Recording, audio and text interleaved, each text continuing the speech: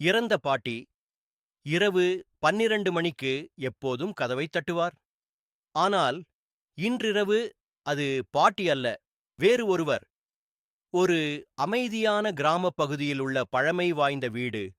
நள்ளிரவு 12 மணி.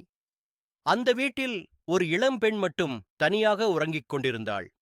அதே நேரத்தில் வீட்டின் முன் கதவு மெதுவாக டக் டக் என்று ஒலித்தது.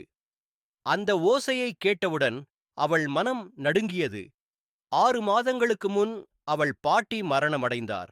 ஆனால் இன்றிரவு கேட்ட அந்த தட்டும் சத்தம் அதே பாட்டி தட்டுவது போல் துல்லியமாக இருந்தது. பயத்தில் கதவை திறக்காமல் கண்ணை தாழ்த்தி கதவின் கீழ் பார்த்தாள்.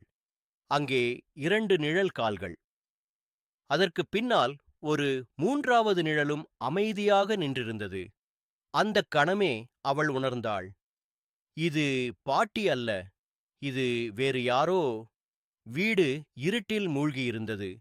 அப்பொழுதே கதவு மெதுவாக கீக் என்று தானாகவே திறக்கத் தொடங்கியது.